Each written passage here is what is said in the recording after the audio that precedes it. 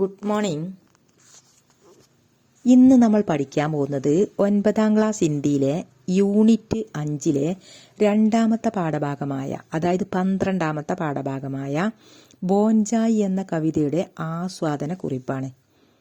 Okay, ആദ്യം നമുക്ക് ചോദ്യം ഒന്ന് നോക്കാം. ആസ്വാദന ടിപ്പണിയിലേക്ക് ആസ്വാദന കുറിപ്പ് തയ്യാറാക്കുക, എഴുതുക. ചോദ്യം വായിക്കാം. ബോൻജായി कविता की रूप परग और आशय परग विशेषताओं का परिचय देते हुए ആസ്വാദൻ ടിപ്പണി ലിഖേ. എന്താണ് ഇതിൻ്റെ അർത്ഥം?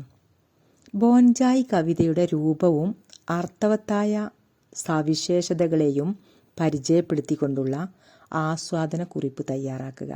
ഇതാണ് ഇതിൻ്റെ ചോദ്യത്തിൻ്റെ അർത്ഥം. അപ്പോൾ നമ്മൾക്ക് ആസ്വാദന ടിപ്പണി തയ്യാറാക്കാം.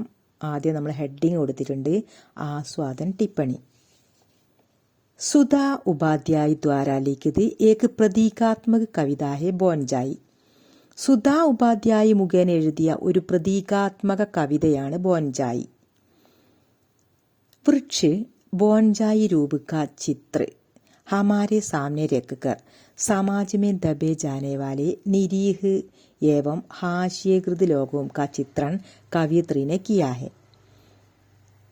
ഒരു വൃക്ഷം ബോൻജായി രൂപ കാ ചിത്ര, അതായത് വൃക്ഷം തൻ്റെ ബോൻജായി രൂപത്തിൻ്റെ ചിത്രം ഹമാരെ സാമനെ രക്കർ, തൻ്റെ മുന്നിൽ കാഴ്ചവെച്ചിട്ട് സമാജമേ ദബേ ജാനേ വാലെ, സമൂഹത്തിൽ അടിച്ചമർത്തപ്പെട്ട നിരീഹ് നിരപരാധികളും, നിരീഹ് ഏവം നിരപരാധികളും, ഹാസ്യേകൃത് ലോകവും കാ ചിത്രൻ അവഗണിക്കപ്പെട്ട ആളുകളുടെ ചിത്രമാണ് കവിയത്രിക്കാഹെ, കവിയത്രി നമ്മുടെ മുന്നിൽ വിവരിക്കപ്പെട്ടിരിക്കുന്നത്, വർണ്ണിച്ചിരിക്കുന്നത്.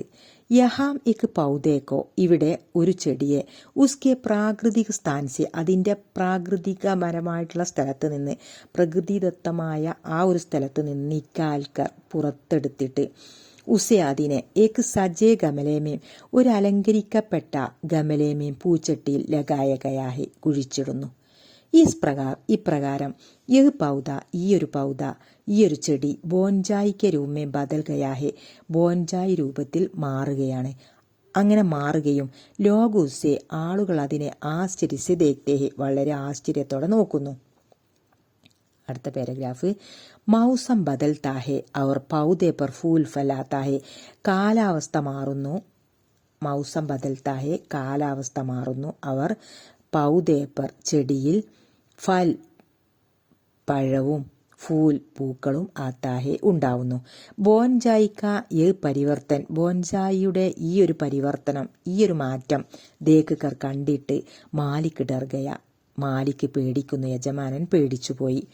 ഫൽ ഫൂൽ ലഗിനേപ്പർ, പൂവും പഴങ്ങളും ഉണ്ടായത് കാരണം മാലിക്കിനെ യജമാനൻ ഉസേ, ആ ചെടിയെ, ഘൂരേപ്പർ ഫേങ്കുതിയ, ചവറ്റുകൊട്ടയിലേക്ക് അല്ലെങ്കിൽ ചപ്പു ചവറിലേക്ക് വലിച്ചെറിയുന്നു. ഫേങ്കുതിയ, വലിച്ചെറിയുന്നു.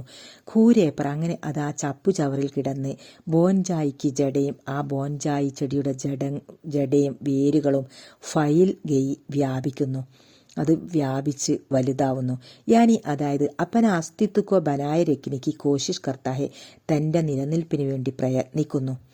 കവിതാമേം കവിയത്രി ഈ സന്ദേശ് ദേനാ ചാത്തി ഹെ, ഈ കവിതയിൽ കവിയത്രി ഈ ഒരു സന്ദേശമാണ് നൽകാൻ ആഗ്രഹിക്കുന്നത്. എന്തെന്നാൽ മൗലികത और स्वतंत्रता को दबाने का प्रयास करने पर भी वे किसी न किसी रूप में उभर कर सामने आ ही जाती है.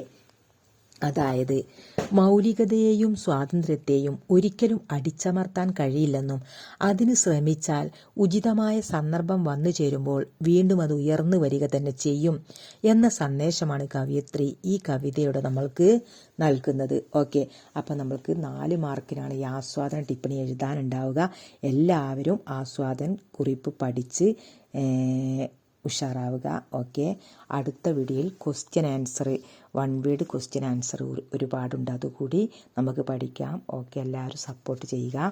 മുമ്പ് പറഞ്ഞ പോലെ തന്നെ നിങ്ങൾ ദയവായിട്ട് മറക്കരുത് കമൻറ്റ്, ഷെയർ, അതായത് ലൈക്ക്, ഇതൊന്നും നിങ്ങൾ മറക്കരുത്. ഓക്കെ, അടുത്ത വീഡിയോയുമായിട്ട് കാണാം. Thank you.